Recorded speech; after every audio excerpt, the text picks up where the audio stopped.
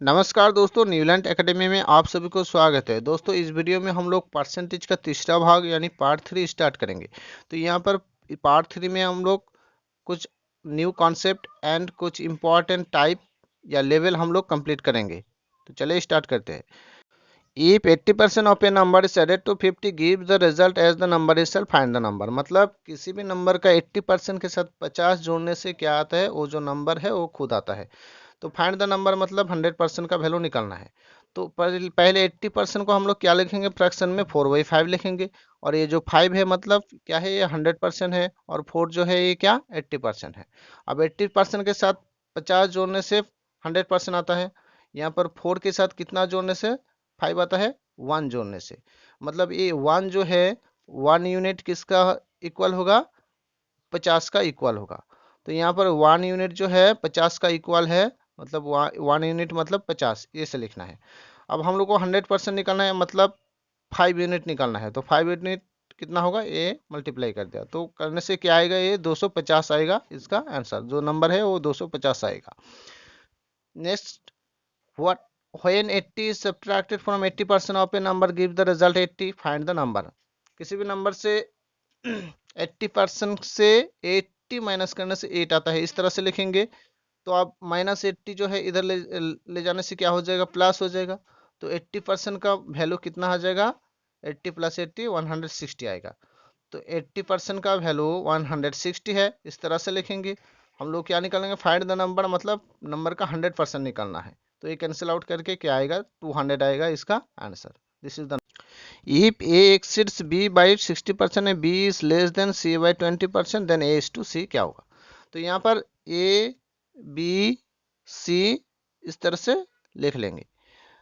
अब सी जो है, मान लो सी क्या है 100 है, तो बी जो होगा क्या होगा, 20% लेस होगा, यानी 100 से 20 कम क्या होगा, 80 होगा। और ए जो है क्या होगा, बी से 60% ज़्यादा होगा। तो बी है 80 और 60% ज़्यादा, यानी 80 का 60% क्या होगा, 48 होगा। तो ए इज टू सी निकालना है। तो क्या होगा, ए का वैल्यू आएगा 128 आएगा इस टू, और सी का वैल्यू 100 है। तो इसको कैंसिल आउट करना है, और कैंसिल आउट करके क्या आएगा, 32:25 आएगा इसका आंसर। चलिए नेक्स्ट क्वेश्चन देखता है। If two numbers are respectively 40% and 60% of the third number, what percent is the first number of the second number? तो मान लेते हैं थर्ड नंबर 100 है, तो फर्स्ट नंबर उसका 40% यानी 40 है, और सेकंड नंबर उसका 60% यानी 60 है। अब दोनों को कैंसिल आउट करेंगे तो 20 से इसको कैंसिल आउट, 22 जा और 23 जा कैंसिल आउट हो जाएगा। यानी पहला नंबर 2 है तो दूसरा नंबर क्या है, 3 है। तो यहाँ पर क्वेश्चन पूछा है what percent is the first number of the second number. तो सेकंड नंबर नीचे लिखेंगे, यानी 3 नीचे लिखेंगे, 2 ऊपर लिखेंगे। तो 2/3 का परसेंटेज निकालेंगे तो क्या आएगा, 66 और 2/3 आएगा, इतना परसेंट आएगा, इसका आंसर आएगा। Two numbers are respectively 12.5% and 25% more than the third number. First number is what percent of the second number, ये निकालना है।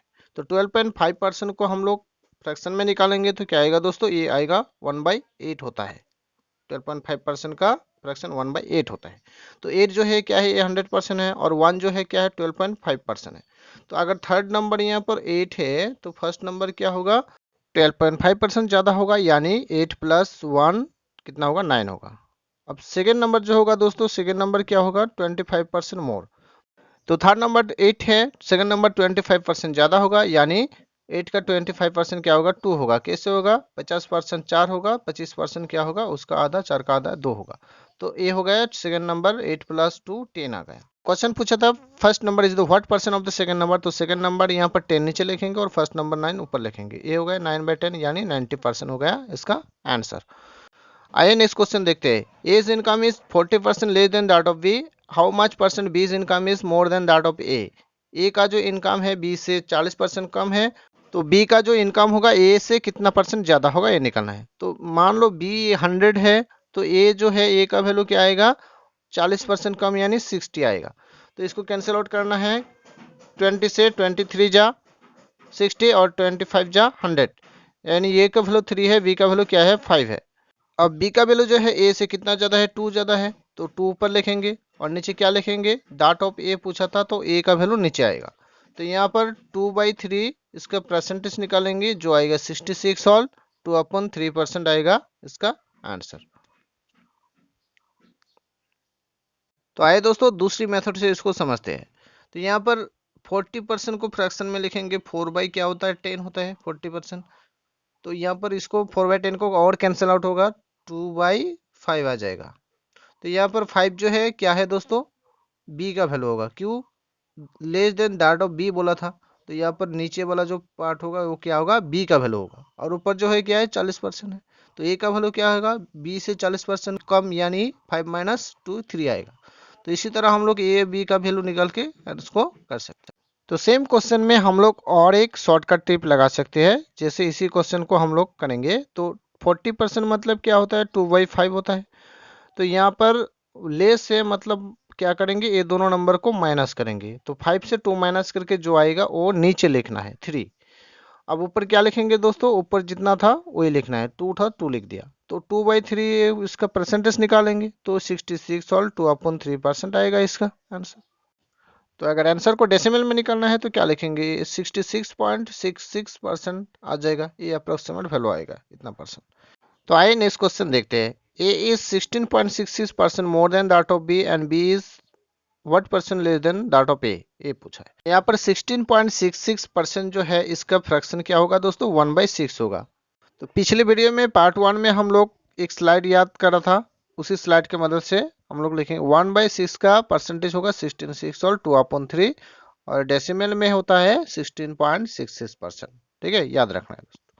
अब यहाँ पर 16.66% मोड बोला था, तो मोड मतलब क्या, प्लस करेंगे। तो यहाँ पर 6 + 1 करके कितना आता है, 7 आता है। 7 नीचे बैठाएंगे और ऊपर क्या बैठाना है, 1 था 1 बैठा देना है। अब इसका परसेंटेज निकालेंगे 1/7 का, तो क्या आएगा 14 होल 2/7% आएगा इसका आंसर। अगर डेसिमल में निकालेंगे तो ये क्या आएगा, 14.28% आएगा इसका डेसिमल में आंसर। चलो नेक्स्ट क्वेश्चन देखते हैं। If price of a sugar increase by 20%, what percent should be the consumption of sugar be decreased so that the expenditure does not change? ये क्वेश्चन है। इसका मतलब है अगर चीनी का प्राइस 20% ज्यादा हो जाता है तो एक्सपेंडिचर यानी खर्चा सेम रखने के लिए क्या करना होगा, उसका यूज कम करना होगा, कितना परसेंट कम करना होगा। तो expenditure equal to price into consumption होता है। ठीक है, तो यहाँ पर एक्सपेंडिचर सेम रखना है यानी कांस्टेंट रखना है, तो प्राइस जो होगा कंजम्पशन के साथ क्या होगा, इन्वर्स रिलेशन में होगा। यानी अगर प्राइस ज्यादा होता है तो कंजम्पशन क्या होगा, कम करना होगा। अगर प्राइस कम होता है तो कंजम्पशन ज्यादा करना होगा। तो पिछले क्वेश्चन में हम लोग जो ट्रिक से अप्लाई किया था, ए अगर इतना परसेंट ज्यादा है तो बी कितना परसेंट कम होगा, तो उसी ट्रिक को हम लोग यहाँ पर भी अप्लाई करेंगे। जैसे यहाँ पर 20% को हम लोग क्या लिख सकते हैं, 1/5 लिख सकते हैं। तो यहाँ पर इंक्रीज 20% इंक्रीज हुआ है तो क्या करेंगे, प्लस करेंगे। तो 5 + 1 करके कितना आएगा, 6 आएगा, नीचे बैठाना है और ऊपर जो 1 था 1 बैठा देना है, यानी 1 क्या हो गया, 6 हो गया। तो 1/6 जो है इसको परसेंटेज से निकालेंगे तो क्या आएगा, 16 होल 2/3 आएगा इसका परसेंटेज। यानी कंजम्पशन ऑफ शुगर कितना परसेंट डिक्रीज करना होगा, इतना परसेंट डिक्रीज करना होगा। The price of article is decrease by 10% to restore it former value, what percent should the new price be increased? इस क्वेश्चन को सॉल्व करना है। इस क्वेश्चन का ऊपर भी हम लोग सेम ट्रिक अप्लाई कर सकते हैं। ठीक है, तो यहाँ पर 10% का फ्रैक्शन लिखेंगे जो 1/10 होगा। तो यहाँ पर क्या होता है दोस्तों, डिक्रीज हो रही है, डिक्रीज मतलब माइनस लिखेंगे। ठीक है, तो यहाँ पर 10 से 1 माइनस करके 9 आता है, 9 नीचे लिखना है और ऊपर 1 था ऊपर 1 लिख देना है। तो 1/9 इसका परसेंटेज हो जाएगा 11 होल 1/9 हो जाएगा इसका परसेंट, 1/9 का परसेंटेज। अब पॉइंट में निकालेंगे तो क्या आएगा, 11.11% आएगा इसका डेसिमल में answer.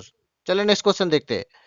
The price of an article was increase 2 times successively by 10% each time, by what percent should the new price be reduce so as to restore the original price? मतलब है किसी आर्टिकल का price 2 बार increase हुआ है, 2 times successively increase हुआ है 10% करके। ठीक है, तो टोटल कितना परसेंट इंक्रीज हुआ है, यानी सक्सेसिव परसेंटेज या कंबाइंड परसेंट निकालेंगे, जिसका फॉर्मूला है क्या, a + b + a × b/100 ये है। तो पहले 10% इंक्रीज हुआ है मतलब a का वैल्यू 10 बैठा देना है। उसके बाद फिर से 10% इंक्रीज हुआ है मतलब b का वैल्यू भी 10 बैठा देना है। यहाँ पर a एंड b का वैल्यू 10 बैठा देना है। ठीक है, इस फॉर्मूला में। अब यहाँ पर कितना आएगा, 10 + 10 20 और इधर कैंसिल आउट करके 1 आएगा, यानी 21% आएगा कंबाइंड परसेंट। यानी न्यू प्राइस जो होगा 20% इंक्रीज करके जो होता है होगा। अब इसको पहले प्राइस में ले जाना है तो डिक्रीज करना होगा। अब 21% को हम लोग फ्रैक्शन में लिखेंगे, जो 21/100 होगा। तो 21% इंक्रीज हुआ है, मतलब दोनों को प्लस कर देना है। तो 100 प्लस 21, 121 नीचे लिखना है और ऊपर क्या लिखना है, 21 लिखना है। तो इसका परसेंटेज निकालना है दोस्तों, 100 से मल्टीप्लाई कर देना है। तो यहाँ पर इसको कैलकुलेट करके जो आएगा 17.36% आएगा इसका आंसर। तो ये है next question. Price of a book first increase by 20% and then increase by 25%, what is the net percentage changes. मतलब पहले बुक का प्राइस जो है 20% इंक्रीज हुआ, उसके बाद 25% इंक्रीज हुआ, तो टोटल में कितना परसेंट इंक्रीज हुआ है ये बताना है। तो उसके लिए फॉर्मूला का a+b+a+ab/100। तो a का वैल्यू यहाँ पर 20%, मतलब 20 बैठाना है, और b का वैल्यू कितना है, 25 बैठाना है। उसके बाद ए बी मतलब 20 मल्टीप्लाई 25/100 बढ़ा देना है। उसके बाद ये कैंसिल आउट हो जाएगा, 25 4 जा 100 और 4 5 जा 20। कैंसिल आउट होने के बाद ये कितना आएगा, ये आएगा 50% इंक्रीज होगा। Next question, price of an article is first increase by 20% and then decrease by 20%, what will be the net percentage change. पहले 20% इंक्रीज हुआ है, उसके बाद 20% डिक्रीज हुआ है, तो नेट परसेंटेज चेंज क्या होगा। तो वही सक्सेसिव का फॉर्मूला लगाना, a+b+a+b/100, यही फॉर्मूला लगाना है। यहाँ पर a का वैल्यू +20 होगा क्योंकि इंक्रीज हुआ है, और b का वैल्यू -20 होगा क्योंकि डिक्रीज हुआ है। अब यहाँ पर a का वैल्यू 20 और b का वैल्यू -20 बैठा के नीचे 100 बैठा देना है। तो इसको हम लोग कैंसिल आउट कर देना है, ठीक है। इस तरह से 0 0 कैंसिल आउट हो जाएगा। नेक्स्ट +20 एंड -20 0 हो जाएगा, और यहाँ पर 2 2 जा -4% आएगा, यानी -4% मतलब 4% डिक्रीज होगा यहाँ पर। When price of an article was first reduced by 20%, its sale increased by 80%. What was the net effect on the sale? मतलब पहले, मतलब प्राइस जो है 20% रिड्यूस हो गया है, यानी कम हो गया है, तो सेल जो है 80% ज़्यादा हो गया है। अगर ऐसा होता है तो उसका रेवेन्यू यानी प्रॉफिट कितना होगा, ये निकालना है। तो प्रॉफिट क्या हुआ है, 20% डिक्रीज हुआ है, तो 20% को फ्रैक्शन में 1/5 लिखता है। तो यहाँ पर 5 जो है इनिशियल प्राइस है, मतलब पहले का प्राइस है, और 1 जो है क्या है, 20% डिक्रीज हुआ है जो उसका वैल्यू है। तो यहाँ पर प्राइस के साथ क्या हुआ है, पहले 5 रुपीज़ था और उसके बाद में 20% रिड्यूस हुआ है, यानी 5 - 1 4 रुपीज़ हुआ है। इसी तरह सेल जो है 80% इंक्रीज हुआ है, मतलब 80% का मतलब होता है 4/5 फ्रैक्शन में। अब यहाँ पर जो क्वांटिटी है, क्वांटिटी के साथ क्या हुआ है, पहले 5 तो सामान बेचता था, अब 80% इंक्रीज होने के बाद 5 + 4 यानी 9 सामान बेचेगा। तो आप रेवेन्यू निकालना है तो क्या करना है, प्राइस मल्टीप्लाई क्वांटिटी, यानी 5 5 जा 25 ये इनिशियल रेवेन्यू है, और 9 4 जा 36 ये न्यू रेवेन्यू है।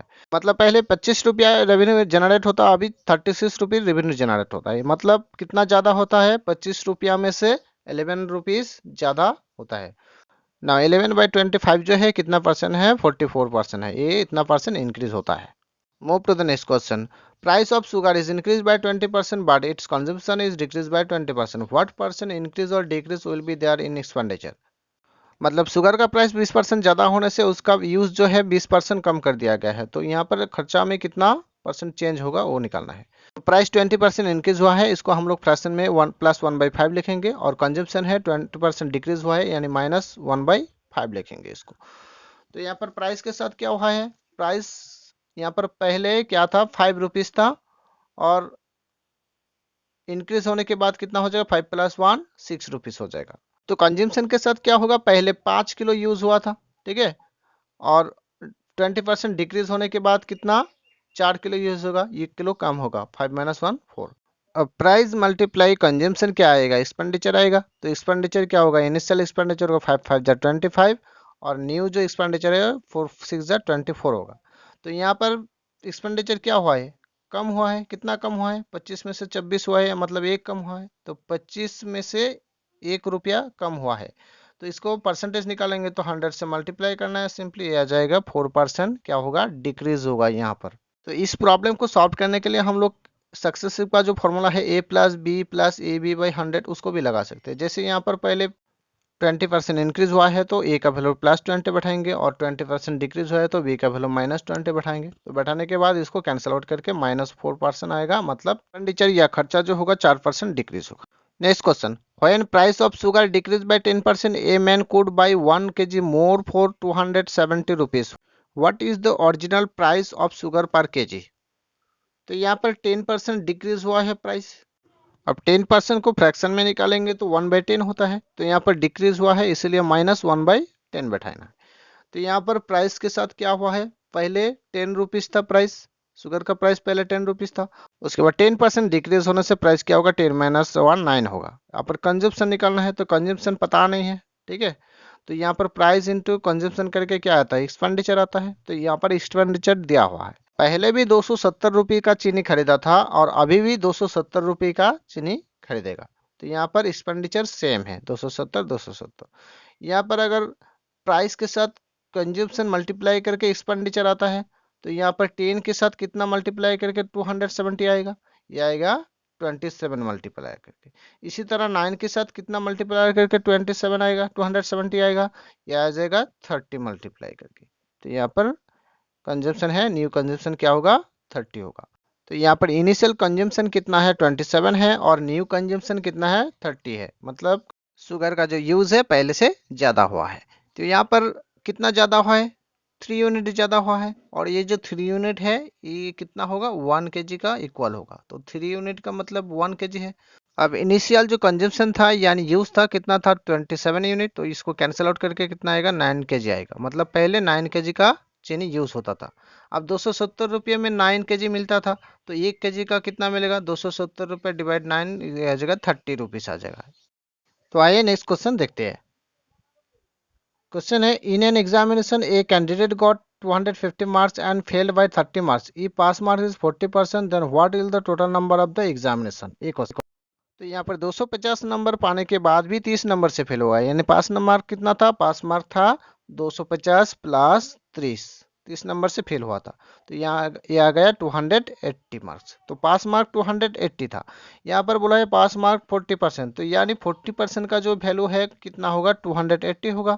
अब हम लोग का एग्जामिनेशन का जो पूरा नंबर है वो निकलना है, तो पूरा नंबर कितना होता है, 100% होता है, यानी 100 से मल्टीप्लाई कर देना है। तो यहाँ पर कैंसिल आउट करके क्या आएगा, 700 आएगा टोटल मार्क।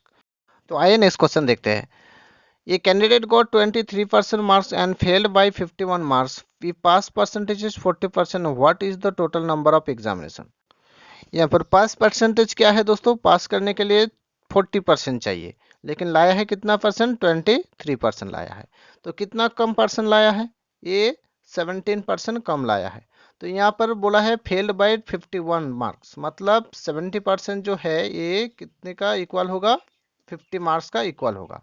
तो 17% का मतलब कितना है, 51 है। और हम लोगों का क्या 100% निकलना है, एग्जामिनेशन का जो पूरा नंबर है कितना 100% है, तो कैंसिल आउट करके कितना आएगा, 300 आएगा इसका आंसर। चलिए नेक्स्ट क्वेश्चन देखते हैं। A candidate scored 32% mark in an exam and failed by 8 marks, but another candidate scored 45% mark and got 18 marks more than the pass mark. Find the total number of the exam. तो ये candidate जो है कितना 32% mark पाया है और कितने number से फेल हुआ है, 8 नंबर से फेल हुआ है, यानी पास मार्क हो गया 32% प्लस 8। और दूसरा कैंडिडेट जो है 45% पाया है और कितना ज़्यादा पाया है, पास मार्क से 18 मार्क ज़्यादा पाया है, यानी 18 माइनस कर देंगे तो यह आ जाएगा पास मार्क। अब दोनों कैंडिडेट के लिए पास मार्क क्या होगा, इक्वल होगा, तो इक्वल बना दिया। अगर दोनों तरफ सेम साइन है तो माइनस करके बैठाना है। यहाँ पर जैसे 32 और 45 का साइन सेम है तो यहाँ पर माइनस करके 30% आएगा। अब और अगर दोनों तरफ ऑपोजिट साइन है जैसे +8 -18 तो प्लस करके बैठाना होगा, 26 होगा। मतलब 13% जो है इसका वैल्यू कितना होगा, 26 होगा। तो 26 बढ़ा दिया। यहाँ पर 100% का वैल्यू निकालना है हम लोग को, तो 100 से मल्टीप्लाई कर दिया। तो इसको कैंसिल आउट करके जो आएगा 200 आएगा, मतलब एग्जाम का जो फुल मार्क्स था 200 था। तो उम्मीद है आप लोगों को वीडियो अच्छा लगा है, और अगर अच्छा लगा है तो लाइक एंड कमेंट करना और चैनल को जरूर सब्सक्राइब करना। तो सभी को मेरा धन्यवाद। मिलते हैं इस चैप्टर का नेक्स्ट पार्ट में, तब तक के लिए बने रहना। Thank you.